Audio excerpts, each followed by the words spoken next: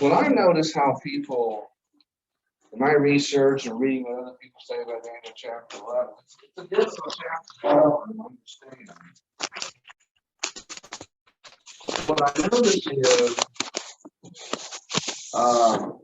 the little history and the look at the verse, and they try to make history fit the verse, right?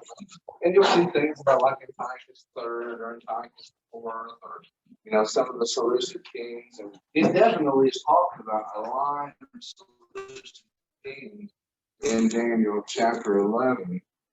But I think what we have to do is make sure that our interpretation is in harmony with the rest of the book of Daniel, and you'll see how it really fits in well here as we go to Daniel chapter 11. When we look at Daniel chapter 8, we put this chart on the board. We started with Daniel 2 all the way through last time, but I just want to focus on 8.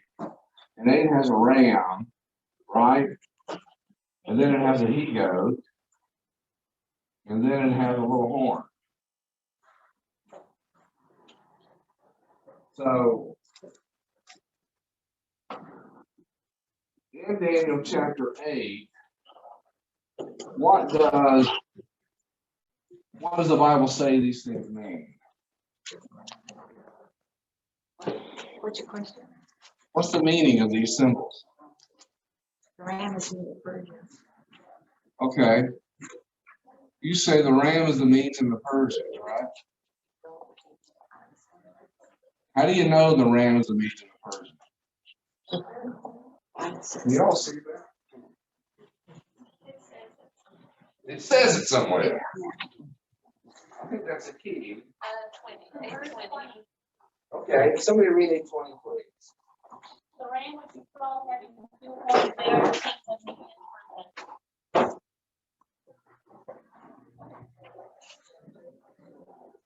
All right, so how do we know verse 20 of Daniel chapter 8, right? Okay.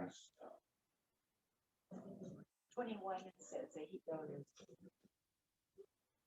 Greece. Okay.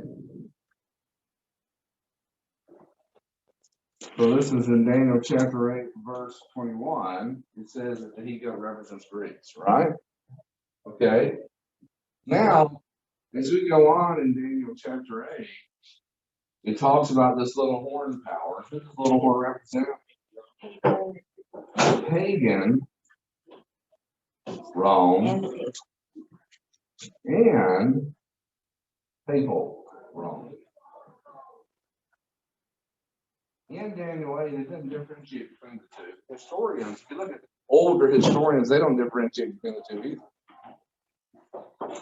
Okay? Pagan Rome and then papal Rome.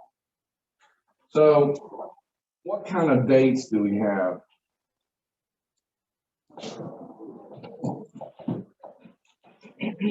For the Medes and the Persians? 539 to 331. 331 to 168 BC. And 168 to 476. And then when it becomes papal, it goes to 538 to 1790. Okay, so we have those dates, right? So in Daniel chapter 11, what we've learned so far is verses 1 and 2 are the Persian king. Right? Okay, from verse 3 to verse 15 are the Greek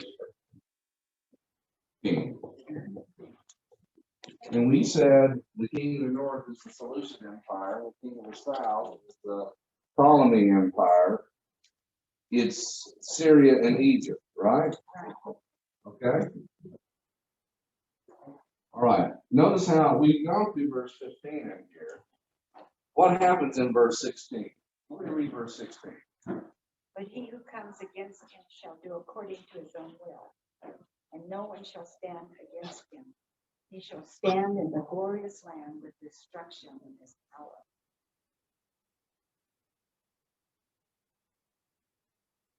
Okay. Notice the wording here.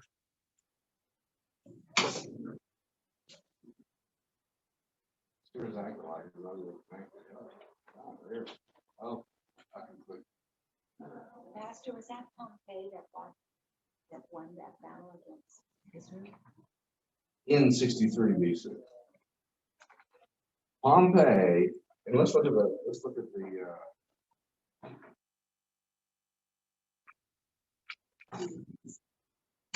so let's look at the history here when it comes to the Roman Empire. Why do we think it's the Roman Empire, verse 16 of chapter 11? According to his own will.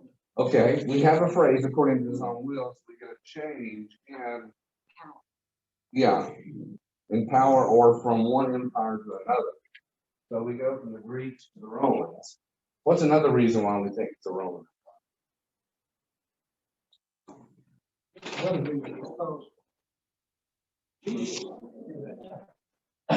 Okay. Well, that's a great point. Pastor, it says no one could stand against him because Rome was the power that no one could stand. So that's one way to look at it. What Robert said is we can find, in other words, Robert's way of looking at it is let's find what we know and work backwards. So Robert looked at verse 22. What's it say in verse 22? What's in Daniel 11:42 say? Well, from before him it shall be broken, yea, also the prince of the covenant. Who's the prince of the covenant? Okay, so can't we say, when we put over here then, if we looked at verse 22, let me put it over. I'm going to put it underneath this. Verse 22 is Jesus' time. Right? We know the Romans are the ones who were in charge of that area of the world during the time of Jesus, right? Okay, so verse 22, we should nail that down. We know that's the time of the Romans, right? And we know we have that phrase, according to his will, here in verse 16. So we have a transition from the previous empire to the new empire. Okay, so that gives us some pretty good clues. We're talking about the Roman Empire in verse 16. What are some other reasons why we think No one shall stand against me. there's another phrase in verse 16 that links us to the Roman Empire? What is that? Shall stand in the glorious land. Okay, what is the glorious land? Jerusalem, Israel. Okay, what does it say? Should I ask you for a verse for that? Let's go to chapter 8, verse 11. What does it say about the little horn power? You guys said power.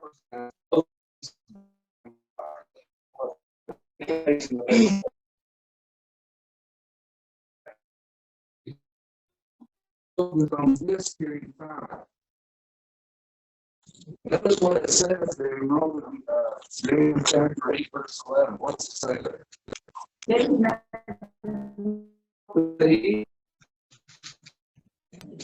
Who's the he in the symbolic? Who's the he? Refer back to it. The little horn. Right? The he there is the little horn, right?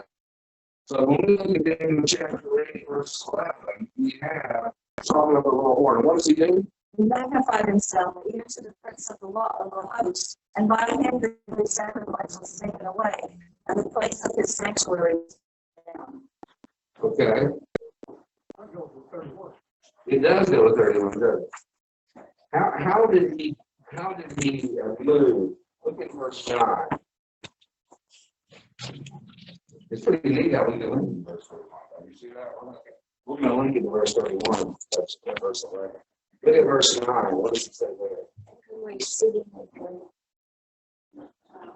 Yeah, that's it.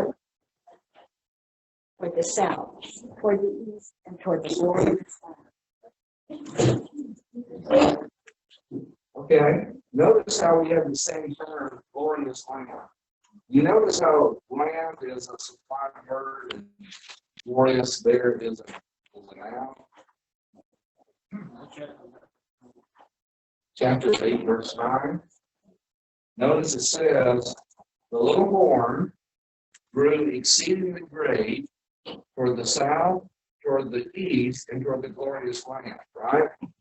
And we are referring to the growth of the Roman Empire, how it grew and conquered these lands around the Mediterranean Sea and became a very strong empire. And it talks about the growth of the Roman Empire. Remember how we drew a picture of the map? No, it was really pretty cool. So if I do Italy here, right, the moon, you're going to have Greece over here, and then you have Turkey, and this is Egypt down here. Rome is here, and it says he grew, which way? Which way? East.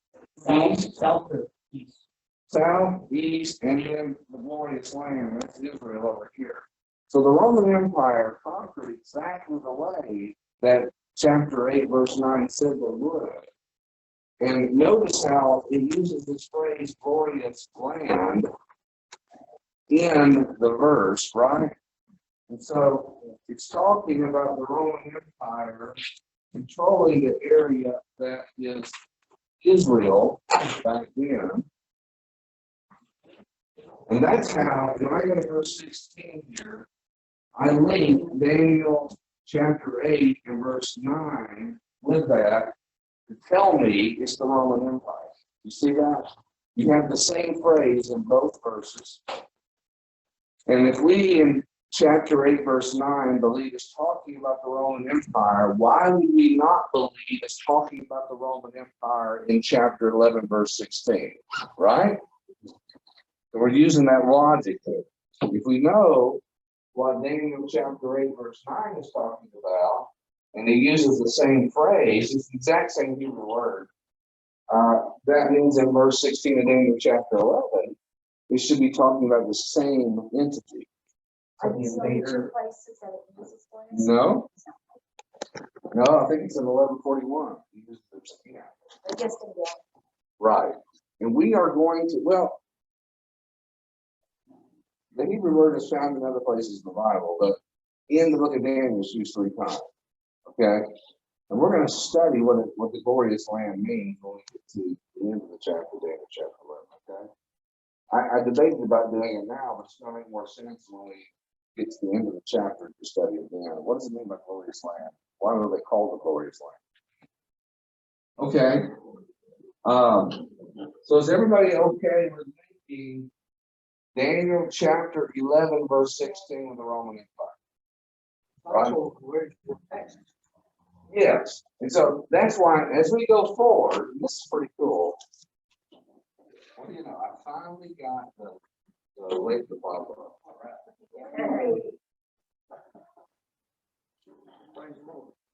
You know, I have these ambitions that, you know, I want to get there extra early so I get this computer set up and I have to have this issue, and then, you know, things happen.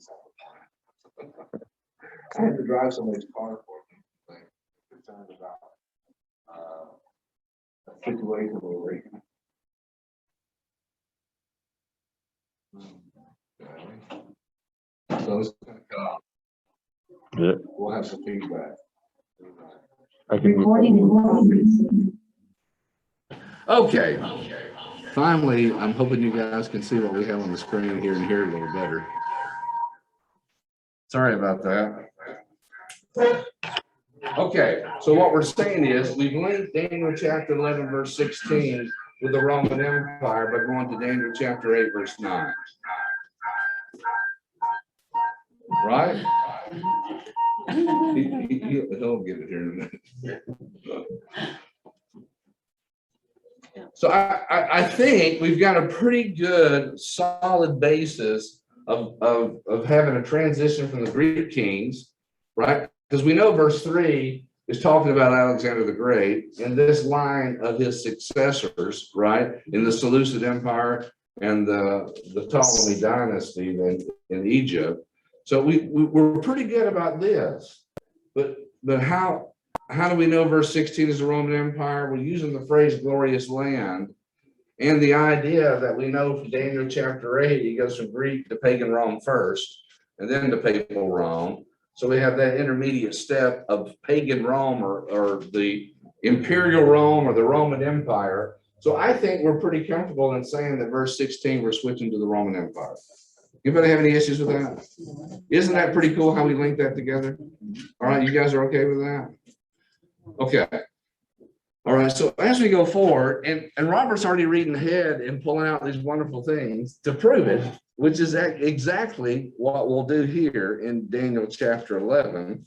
As we read forward, starting there in verse 17, he shall also set his face to enter with the strength of his whole kingdom and upright ones with him. Thus shall he do, and he shall give him the daughter of women to destroy him, but she shall not stand with him or before him. That's kind of cryptic, isn't it? Right? If I wrote Graham a letter like that, you know, and he's like, what is he talking about here? After this, he shall turn his face to the coastlands and shall take many, but a ruler shall bring the reproach against them to an end, and with the reproach removed, he shall turn back on him. Still sounds a little cryptic, doesn't it? Then he shall turn his face toward the fortress of his own land, but he shall stumble and fall and not be found. Okay, so 17, 18, and 19, it sounds pretty cryptic. And how can we apply this to the Roman Empire? Well, let's look at what happens when they enter the glorious land. Isn't that the key point? They enter the glorious land. So let's talk about that. So during the reign of the Seleucid kings, they needed a little help and protection from an up and growing empire called the Roman Empire, right? And so the Seleucid kings, even, you know, starting with Antiochus III, he was paying tribute to the Roman Empire. Now, Antiochus III was around, you know, 180 BC in that range, okay? And so we already had the Roman Empire having their influence in the Middle East, but they didn't conquer the Middle East, okay? They didn't come out with the army and say, we're taking over, right? What happened was, a little over 100 years later, we have a guy by the name of Pompey. Pompey, this Roman general, right? He goes into Syria in 65 BC and takes control, right? So now they have officially invaded or conquered Syria. And then he goes into Israel in 63 BC and takes control. So they've officially invaded and conquered Israel, okay? So we have that. So what happens now after he does that? What's interesting about this is the devil knew the Bible, probably knows it better than most of us, right? Mm-hmm. And I think it's interesting how he felt this pressure to influence the Roman Empire to take control of Israel before Messiah was supposed to show up. You see this timing? Is it a coincidence that they take and conquer Israel and have controlled that area of the world before the Messiah is supposed to show up? No, did the devil know Daniel chapter 9? Do you know the timing? Absolutely. He knew the Messiah was going to be there soon. And the Messiah had to be born first before he's baptized, right? And so the devil could do the calculations, you know. I'm sure he's pretty good at math, right? And he saw that the Messiah is going to show up soon. We need to have control of that area, right? We need to be in control. And so I don't think it's any coincidence that the Roman Empire comes in and takes control of the area in 63 BC. You think, well, why wouldn't it be any sooner? Well, he didn't know exactly when the Messiah was going to be born. He just knew when he was going to be baptized, right? So he's going to make sure that they're in control of the area before the Messiah is born. So 63 BC, Pompey come in. So what happens now? When it's talking about these verses here, notice how it emphasizes this woman, right? In the passage. So let's talk about what happens here. This is pretty neat, okay? So we have this up-and-coming general named Julius Caesar, and at this point in time, the Roman Empire really is supposed to be a republic, right? It's in the process of developing into an empire, okay? But first it was a republic. It was controlled by the Senate It didn't have a House of Representatives, just had the Senate. But I think it's pretty cool how when we developed our republic, we stuck in the House of Representatives, right? And so they had this situation where the Senate really controlled the affairs of the Roman Empire, but it was a republic at the time, but it was morphing into the empire. So Julius Caesar gained some victories through conquest with the Roman army, and he has developed, getting very popular with the people. And ultimately, he's in a situation to where he has power in Rome as if he is a dictator, right? And guess what? There's people in the Senate that say, we're not an empire, we're a republic. We're not set up to have a dictator over us. We're set up to rule by legislation from the Senate. Okay? So guess what the Senate does? They kill him. Right? He gets stabbed. How many times he gets stabbed? 60-something. Yeah, it was amazing how many times he got stabbed, but he was killed on the Senate, right? By some of the senators on the Senate floor. Right? When was he killed? Remember the Ides of March, and so we know March 15th, right? 44 BC. Y'all correct me on if you Google it, if I'm wrong, let me know. So I think he was killed in 44 BC. What's going on during this time? Okay, there was in Egypt, right? Because we're talking about a transition from the Greek kings, and the king of the south was the Egyptian kings from Ptolemy, right? One of the Greek generals that came from Alexander the Great. If you look at his line of successors, right, you can trace them all the way down to a woman named Cleopatra. Anybody heard of Cleopatra? Right? So, matter of fact, her dad, let's see, was Ptolemy the 11th, if I remember right. Might have been Ptolemy the 12th, and it was her and her brother. Okay. And her brother was young. And her brother's name was Ptolemy. So you had Cleopatra and Ptolemy, and they were co-rulers over Egypt. Okay, because they were in the line of the Ptolemy kings. Okay, and so what happened was, I think women are maybe a little sneakier sometimes than men. Look who's speaking. Yeah. So she was able to take control of Egypt. Essentially, whenever Pompey came with his army into Egypt, right? It was her brother who had Pompey killed. Okay, so that's not a very good thing when you have the Roman general killed, right? So ultimately, that's how his demise takes place. So it leaves Cleopatra, and she has now at this point in time, whenever Julius Caesar was killed, the Roman government or the leadership of the Roman government was divided up into three people.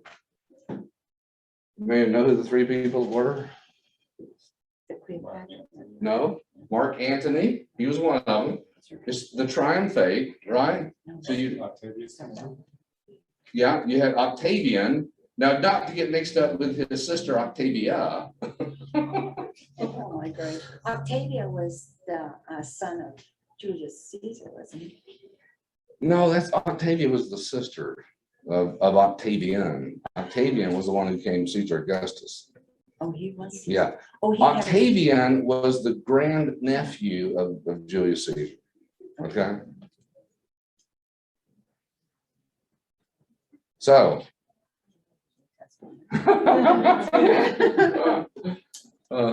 what's interesting about this is if you look at how this takes place, it says here,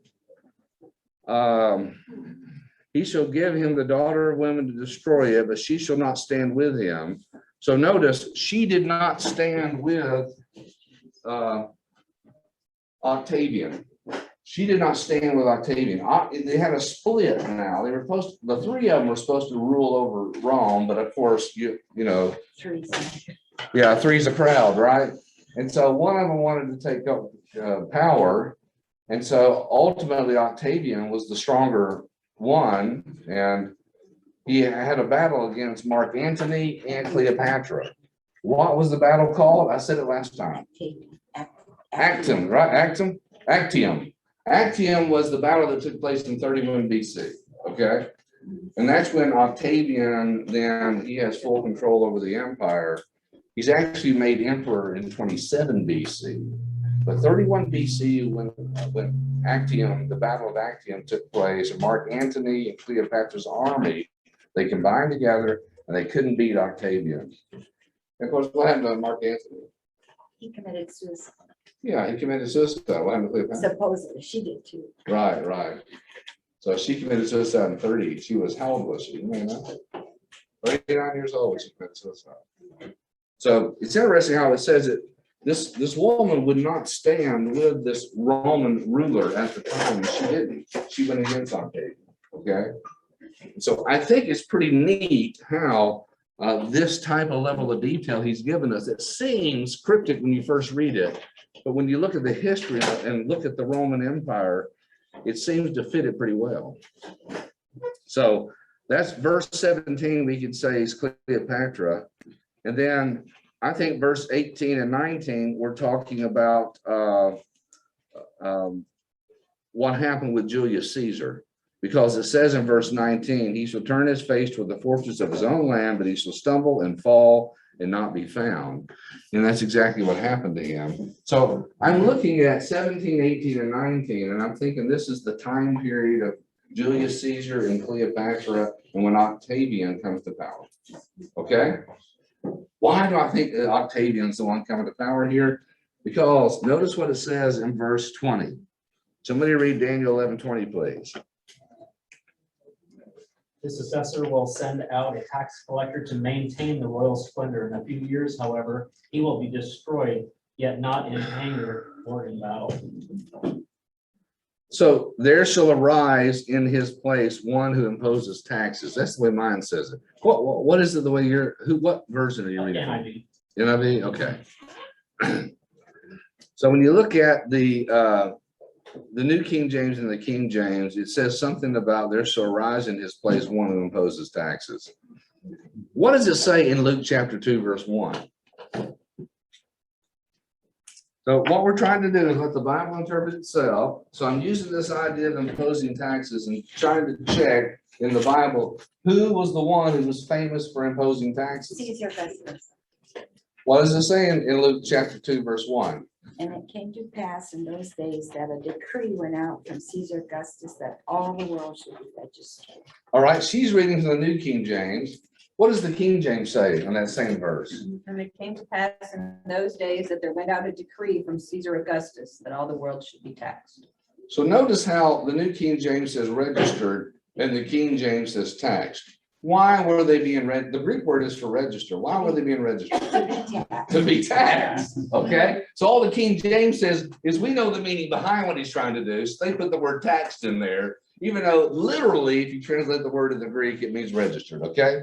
But we all know he's talking about registered so taxes can take place. So you can see how Daniel chapter 11, verse 20, we're talking about a Roman emperor that's famous for imposing taxes. And we see him show up in Luke chapter 2, verse 1. And notice what it says in verse 3 of Luke chapter 2.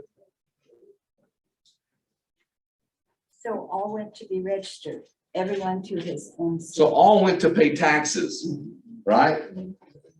And so we see this famous worldwide tax taking place that, I mean, it has to be something on a grand scale, and because the Bible's looking at more of a grand scale, right? So we have to be looking at a tax as more of a grand scale, not just a local tax or by a local king. This is something that had to take place over the known civilized world at the time. And the only tax that we know of at that point in time is the one talked about in Luke chapter 2. That's why I think when we get to Luke chapter 11, Daniel chapter 11 and verse 20, we're talking about Caesar Augustus.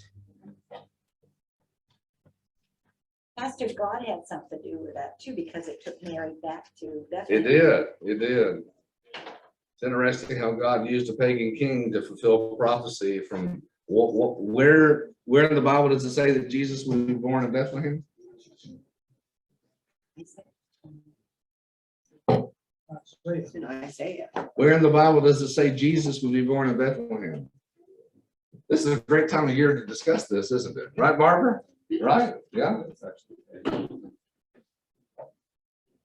Try Micah 5:2. Micah 5:2 is an awesome verse. It's one of my favorite verses in the Old Testament, not because it just mentions about Bethlehem, but because it's so laser pinpoint accurate. Leah, laser pinpoint accurate. If I say to you, Leah, meet me in Rome, and you're going to say, well, which Rome? There's Rome, Georgia, there's Rome, Italy, there's I don't know how many different Romes, right? Well, notice what it says in Micah 5:2. It pinpoints which Bethlehem that the Messiah would be born in. Be freedom. Right? Could somebody read Micah 5:2? But you, Bethlehem Ephrathah, though you are little among the thousands of Judah, yet out of you shall come forth to me the one to be ruler in Israel, whose goings forth are from of old, from everlasting. So there are two main reasons why I love this verse. One is it pinpoints which Bethlehem the Messiah is supposed to be born in. It's the one associated with the tribe of Judah. It's the one that's close to Jerusalem, right? It's only a few miles away from Jerusalem at the time. So it was that Bethlehem that the Messiah is supposed to be born in. And the other thing I like about this verse, it tells us that we're talking about the Messiah because it says he has no beginning. Isn't that cool? Micah 5:2 says that the Messiah has no beginning from everlasting. Isn't that cool? That's what I love about Micah 5:2. Pastor, Yes. you know, the walk to Emmaus with Jesus walking with those two men, it would have been so fun to have heard what he used, because he used the Old Testament to have convinced them of that Jesus was the Messiah. So I'm wondering if this was one of the things that he went over. You know, I'm that- assuming, that makes sense to me to use Micah 5:2 if you're on the road to Emmaus. And he might have, just for fun, might have thrown in Daniel 11 verse 20 to show the time frame, right? Pastor, I don't understand. You know how the men would say, he can't be the Messiah, the Messiah isn't coming from Nazareth. Why he didn't say, but you're mistaken, I was born in Bethlehem. I mean, Why didn't he straighten that part out, that wrinkle? Why didn't Jesus respond to that? yeah, Well, just because it's not recorded how he responded to that doesn't mean he didn't do it, right? But also it might be more believable for everyone listening, that people that are listening, knowing that he came from Bethlehem, and he just maybe just nodding at the people that were unbelieving as they were saying, oh, but you came from Nazareth. Well, what I think Jesus was doing in a situation like that is when he knows that these people don't have any, they don't care about truth, biblical truth. They're not really there to learn or to discuss. They're not open. I think in that type of situation, he's, he said even if a man was raised from the dead, they weren't believing. yeah, exactly. And they just seen Lazarus raised from the dead. Right. So I don't think he's trying, he's sharing the truth. There's people that are listening that do believe and accept him as the Messiah. But on the ones who aren't open to the truth, I don't think he's really, he knows they're not going to believe, right? He knows they're not going to. So he didn't get into that type of this bantering back and forth with people who, it's like hitting a ball against taking a tennis ball against a wall, right? It Also, just he keeps coming didn't back. spend a lot of time trying to prove himself, right? He showed us. that he- Yeah, He yeah, showed us. So yeah. he didn't try to prove it. Right. And we had his disciples that, that took and linked it with the verses of the Old Testament to show us that he was fulfilling those. I love how he said, after his baptism, the time is fulfilled. I love how he says that, referring back to Daniel chapter 9, right? Pretty cool. Scott? So is Augustus Caesar a title for Octavian? Yes, that's Okay. correct.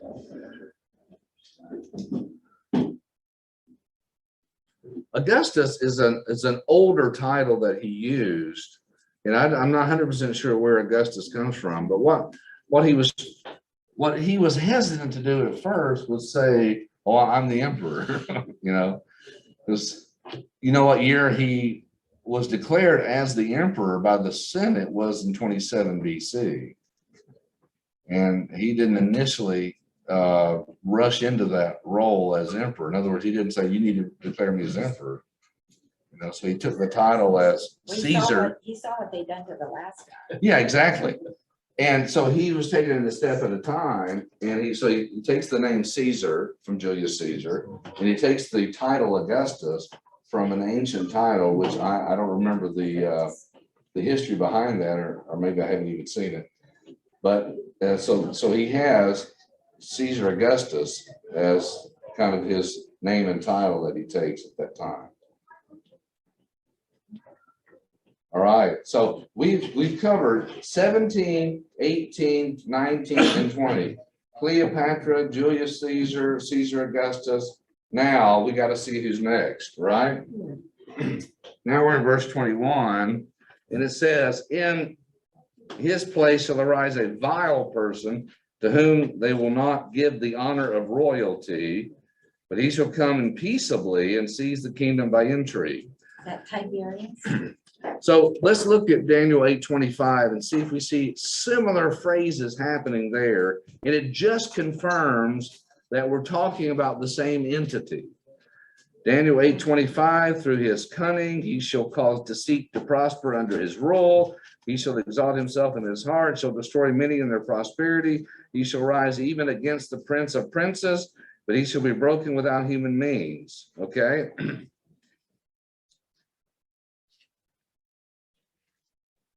Who was the emperor the time that Jesus was crucified?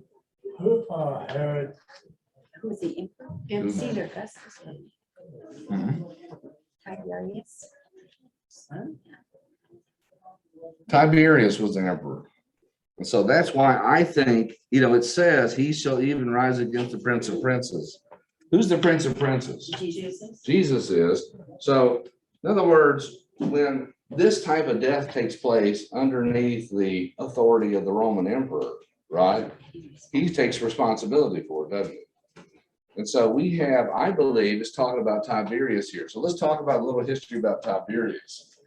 So Tiberius, his name was Tiberius Claudius Nero. Oh. Okay, his name Tiberius, right? Tiberius Claudius Nero. This isn't the Nero that destroyed Rome, but you can see where he got his name from, right? Okay, so and what happened was when Caesar Augustus now is the emperor, and back then when the emperor said something, then you had to go along with it, right? Yeah. So if the emperor looked at a woman that he desired, even though she was married, he would tell the fellow, "You need to divorce your wife. I'm going to marry your wife." Okay. So Tiberius's dad had the same exact name. Okay. Yeah, it gets confusing, doesn't it? But Tiberius' dad was married to a beautiful woman named Livia, Livia. Okay. And so guess what?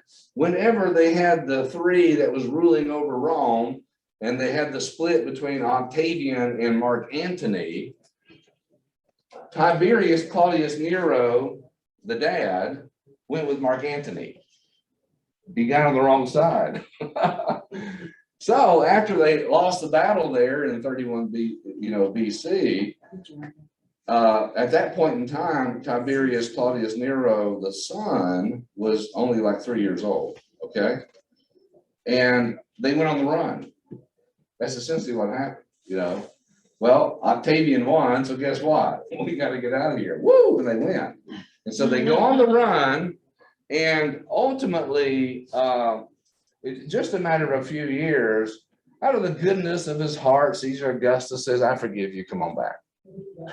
Okay? So they come on back. And guess what Caesar Augustus does then? Takes his wife. Yeah, he says to Tiberius Claudius Nero, the dad, Get it. well, you got a pretty good looking wife here. You all need to get divorced. And so then he marries, Livia. yeah, Livia, Livia, right? That's how you spell it. Okay, so he marries her. And of course, they have a couple more, she has a couple of sons from him. Well, what's interesting is Tiberius Claudius Nero, the dad, dies because he's kind of sent, he's kind of exiled a little bit, right? And Tiberius Claudius Nero, the son, is also exiled with him. And he had a brother too. His name was Nero Claudius Drusus? yeah, say the last part. Drusus?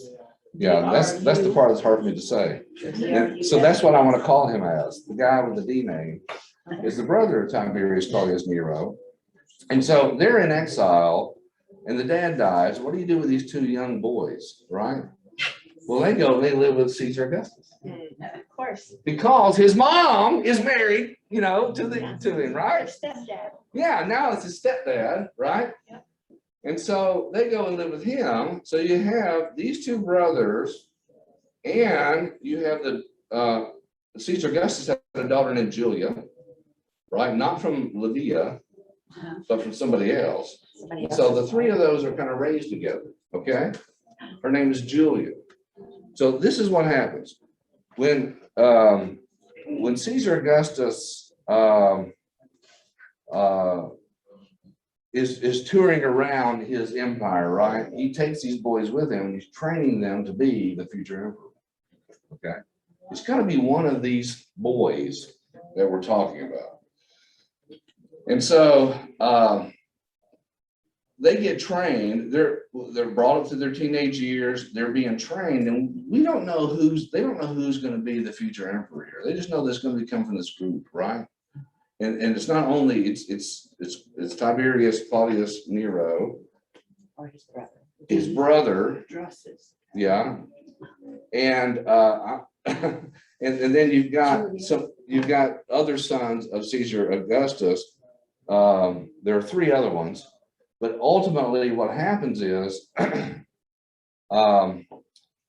three other ones they die or exiled, and so he's down to the two, right?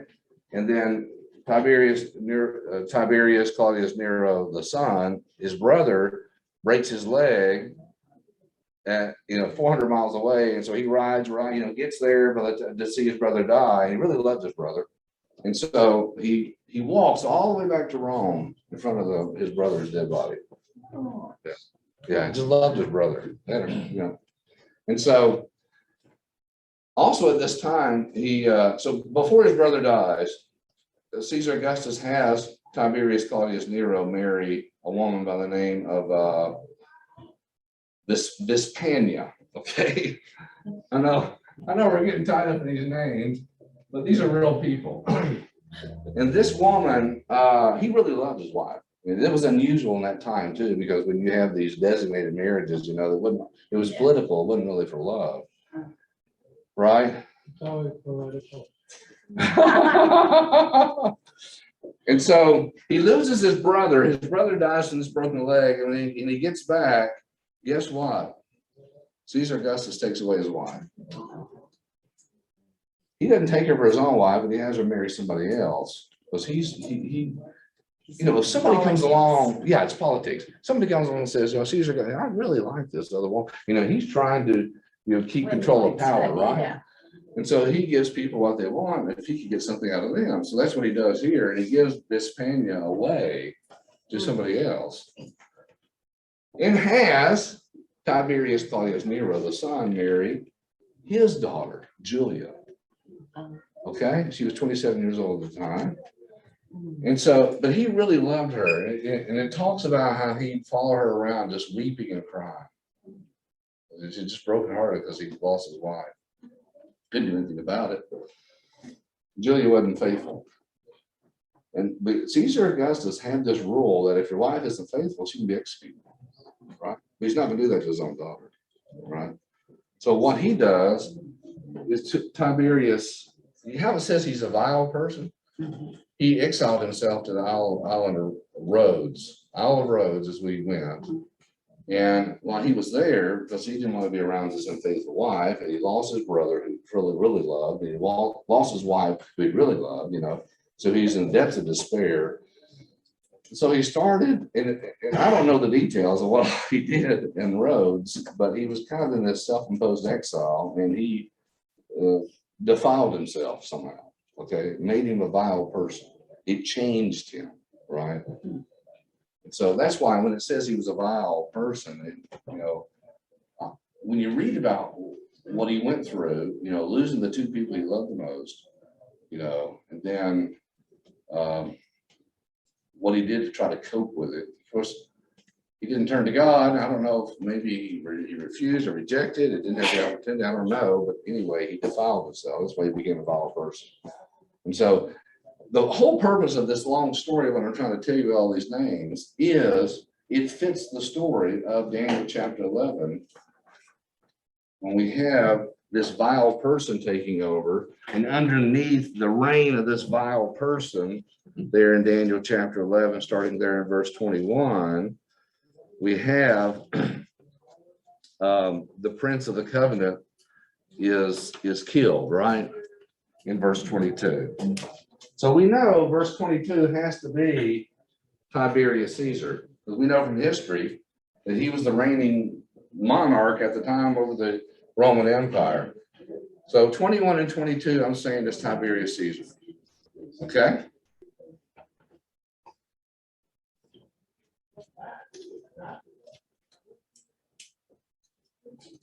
Didn't Caesar say that he would be the next Caesar? Didn't he choose him? He did. He ran. Yeah, he did. Yeah. Caesar Augustus was getting very old, right? And they had a co-reign set up. Because when you look at the history of it, Caesar Augustus died in 14 AD.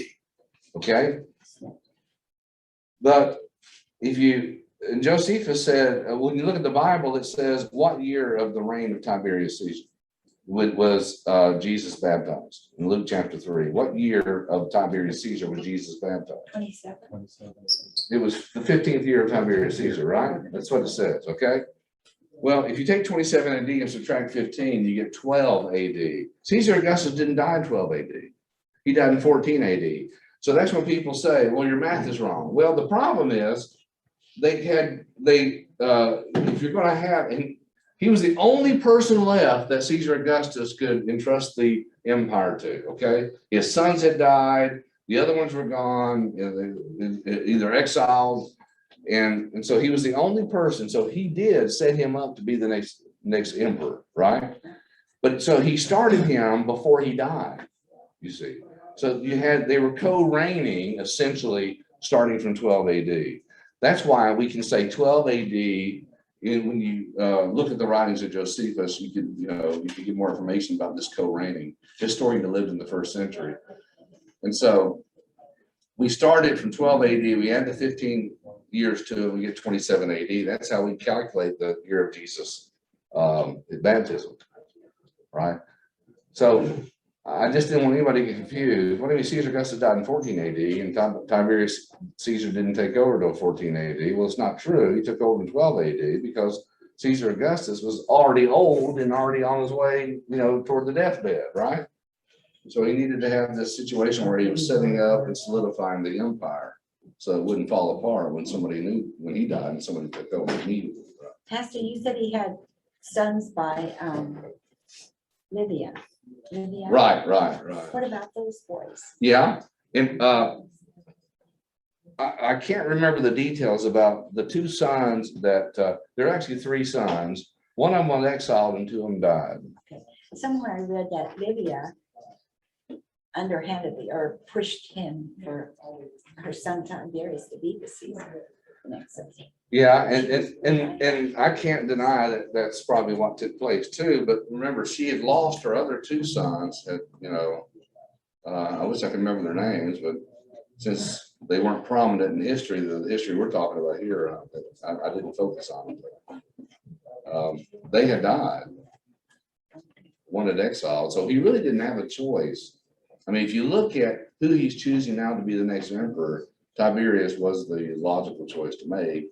And you can see it calls him a vile person because he exiled himself. That was his nickname, the exiled, Tiberius the exiled.